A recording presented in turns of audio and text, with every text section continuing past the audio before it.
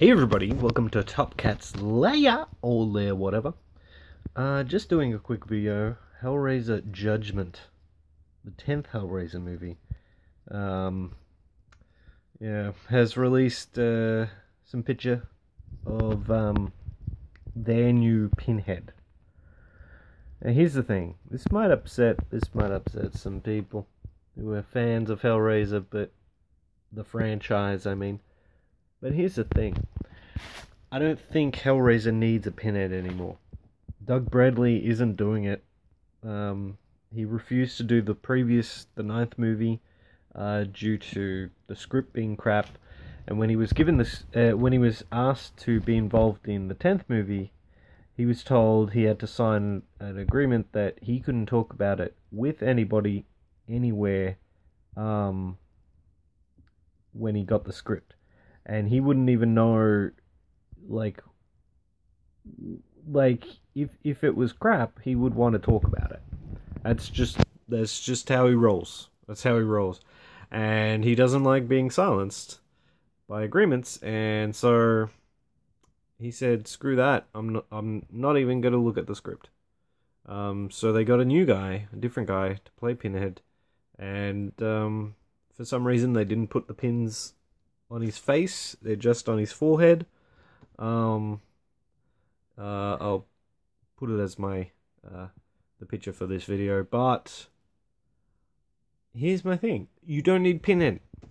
Pinhead became the franchise header because Nightmare on Elm Street was popular at the time. That's it. They didn't intend for Pinhead to be this franchise mainstay. He became it largely when the series went over to America in the third movie onwards, because America kind of runs off what traditionally worked, and what was traditionally working at the time was the Nightmare on Elm Street series. You know, horror icons, Friday the 13th.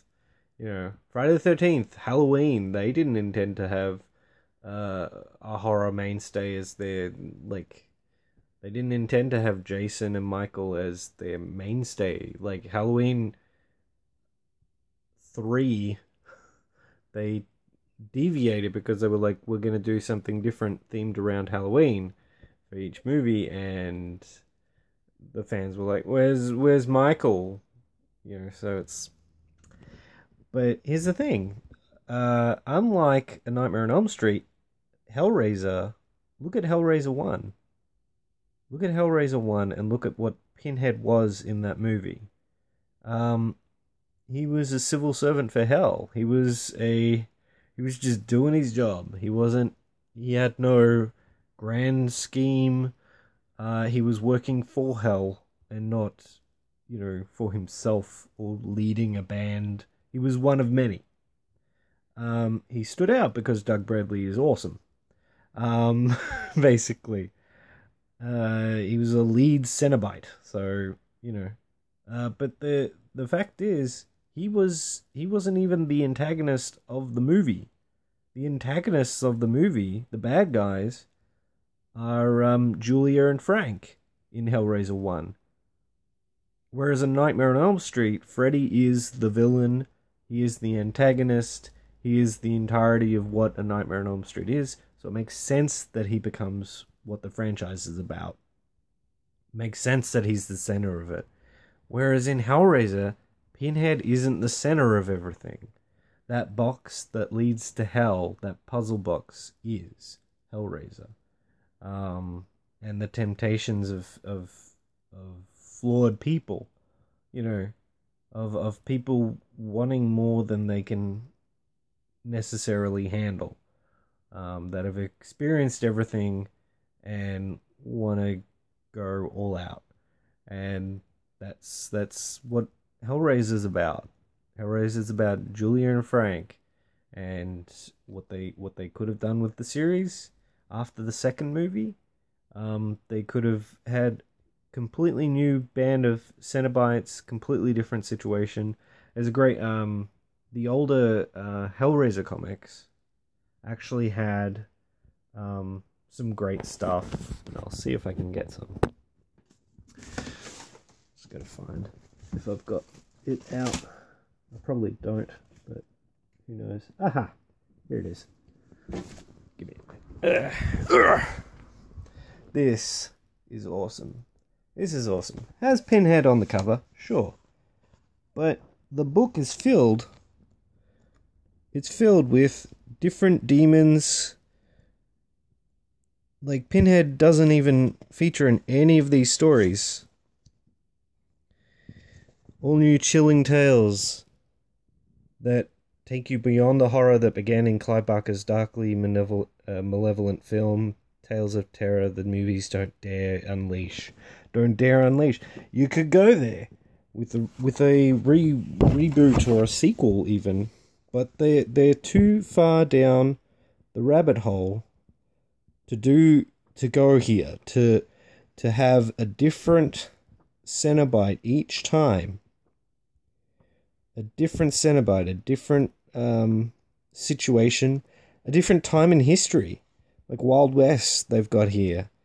This is awesome. I love the artwork in this. But yeah, they could do this, and they choose not to because Hollywood's too scared of doing anything original. And they did Hellraiser 9 so that they wouldn't lose the rights to Hellraiser. And it's... I'm not even bothering seeing it. But even before Hellraiser 9, the series was going stale. It thought that Hellraiser is the box and Pinhead. And that's it. And you can basically go wherever you want with that idea. Sorry, Hellraiser doesn't work if you don't have the thing of temptation, the themes running throughout it of BDSM, but like to the point of abuse, but peering beyond the veil of reality. And whereas the later movies, especially like 8 is where it just fell apart. It had Pinhead running around with a meat cleaver. I mean, it was still Doug Bradley as Pinhead, but it's like, it's not Hellraiser. That's not Hellraiser. That's fucking Friday the 13th. That's Texas Chainsaw Massacre. That's as far away from Hellraiser as you can go. So, thematically, it has to be the same. It has to have the box, because that's the center of the, like, how they bring the Cenobites to the world. But it doesn't need to have Pinhead. It can work without Pinhead. And these new movies are opportunities to break from that. And what I would have liked to have seen was production stills of things that are not Pinhead. Completely change it. You know, but they're too scared. They're like, oh, this is a franchise, and if we change too much, the fans won't like it. I'm a fan, and I don't like what's happened to the series. I liked 4. A lot of people don't like 4, but I like 4 that it had a sense of history. It went through time, multiple timelines. So it had a sense of lore to part 4. And I even like part 5, because it took the story back to a simpler setting where the worst enemy was the humans and not the Cenobites, which is what the first movie was all about. First movie is about how we're our own enemy, and I like movies like that. I like movies that have monsters in them, but the monsters aren't the bad guys, really. They're just doing their job. They're just doing what comes naturally to them. And like The Mist. If you haven't seen The Mist, that's another movie that talks about how the monsters aren't really the problem. We are, you know. And I want the series to be cool again, to be interesting. And until it is, I'm not going to watch it. I mean, even Clive Barker has killed off Pinhead in his latest book. He's like gotten rid of him. He's like, Pinhead's gone. Forget about him. Let's make new creative ideas. Let's work on a Nightbreed movie. Another Nightbreed movie, right? or more Nightbreed franchise stuff, books or TV series. Shit, a Nightbreed TV series would be so fucking awesome. Who knows? Who knows? Anyway, it's just my opinion. I'm Top Cat. Top Cat's lair or lair, whatever. See you next.